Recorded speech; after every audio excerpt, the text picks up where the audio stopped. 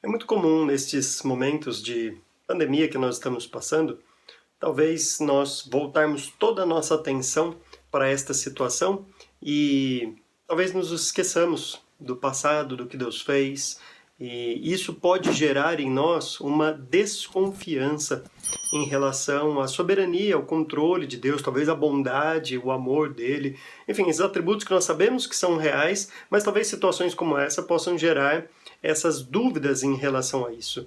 É muito comum, né, em momentos assim, nós talvez pensarmos que isso nunca passa, que isso é uma eternidade, que a gente está aqui neste momento e não tem perspectiva para passar toda essa pandemia, tudo isso que está passando.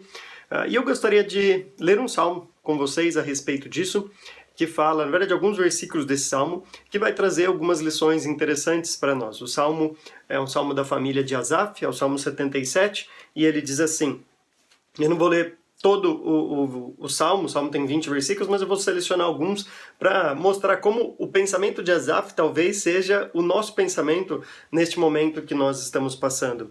Então, ele diz assim no versículo 3, lembro-me de ti, ó Deus, e suspiro, começo a meditar e o meu espírito desfalece. E aí, o motivo disso, o versículo 7, ele começará a dizer, irá o Senhor rejeitar-nos para sempre? Jamais tornará a mostrar-nos o seu favor? Desapareceu para sempre o seu amor? Acabou-se a sua promessa? Esqueceu-se Deus de ser misericordioso? Em sua ira refreou sua compaixão? Perceba que os dilemas que a família de Asaf, esse salmo escrito pela família de Asaf, os dilemas desse salmo são, às vezes, os nossos dilemas em situações como essa. Será que Deus não vai agir com misericórdia? Será que acabou a sua misericórdia? Será que Ele está refreando o seu amor?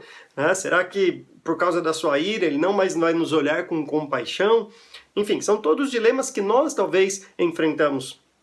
E ele diz assim no versículo 10, então pensei, a razão da minha dor é que a mão direita do Altíssimo não age mais. Esse era o pensamento dele.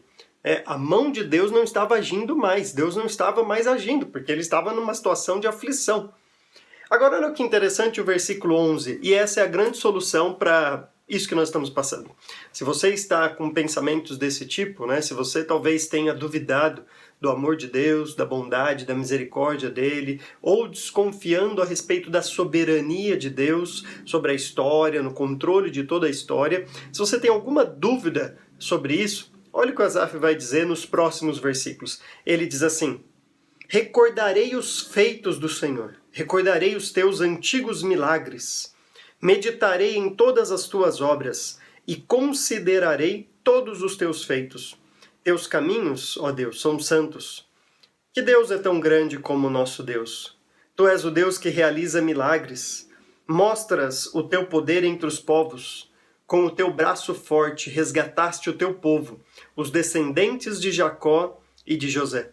Então perceba que nesses versículos, do 11 a 15, então, a família de Asaf agora volta para os feitos passados de Deus, para aquilo que Deus tinha feito.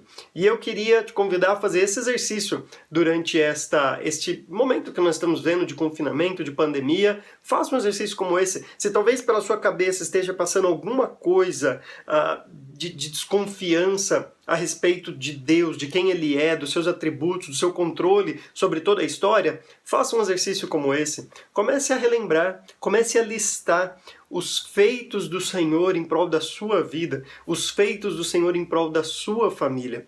Comece recordando a sua salvação, por exemplo. Comece recordando o fato de você estar vivo. Comece recordando o fato de você ter uma família, talvez acesso à palavra de Deus, acesso a Deus em oração. Enfim, você está talvez com uma roupa agora aí, tantas coisas que Deus tem feito por nós. Tá? Lembre o controle de Deus por toda a história, de tudo aquilo que nós já passamos como sociedade, desde a criação até agora. Lembre de tudo que já aconteceu e como nós estamos aqui, nesse século XXI.